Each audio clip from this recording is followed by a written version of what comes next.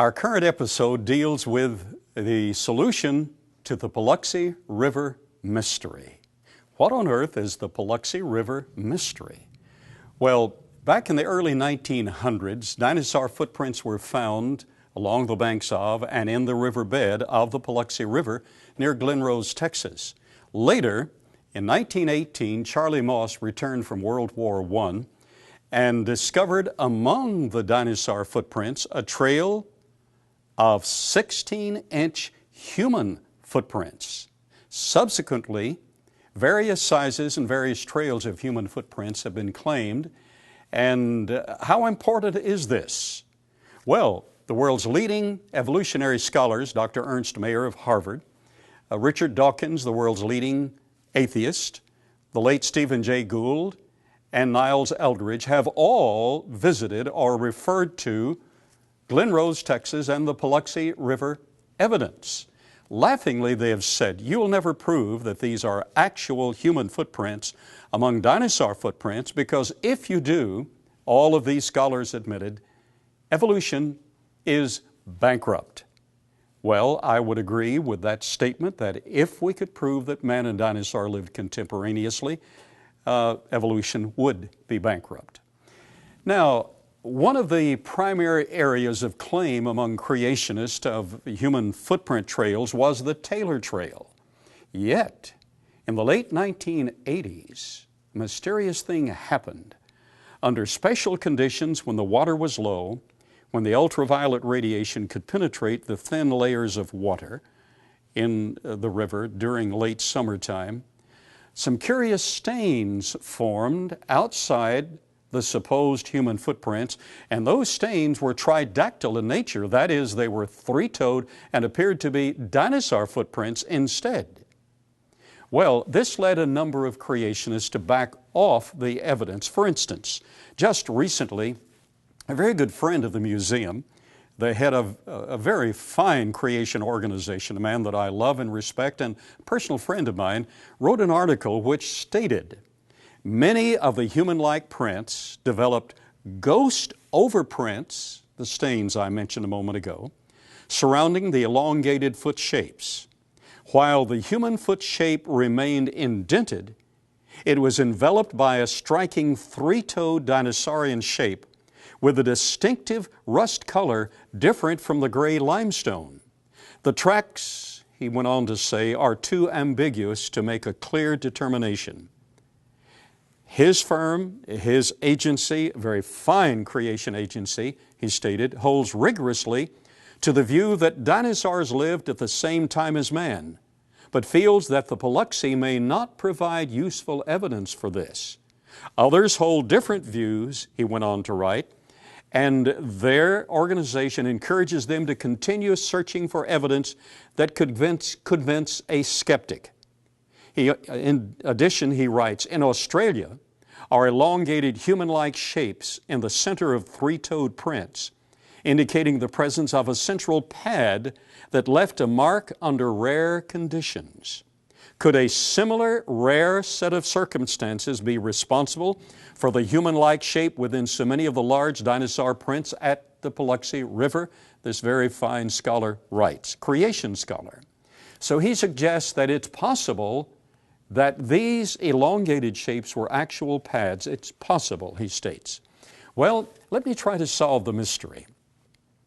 This scholar admitted, this creation scholar admitted that the human-like prints remained indented while the dinosaurian prints were stained. I'd like to state that our team, over more than 30 years, has literally been preoccupied. I live at Glen Rose. I live along the banks of the Paluxy River. I've been preoccupied. Our team at the Creation Evidence Museum has been preoccupied with this controversy. What is the real solution to the Taylor Trail? Well, the real solution is as follows. There is clear indication of a tridactyl stain and slight imprint in all the prints of the Taylor Trail. A dinosaur did step there. However, parallel with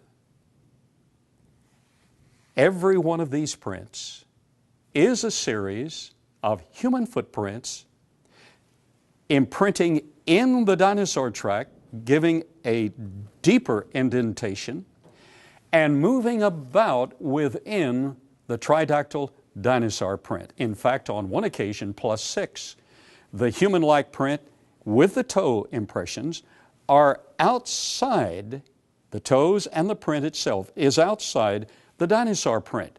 What's the solution? A dinosaur did step there.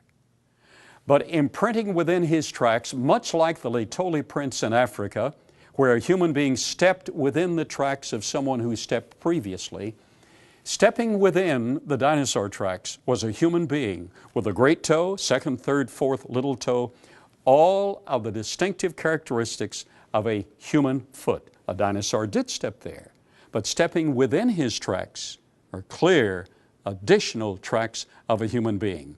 And I was gratified to note that recently a new book has been published.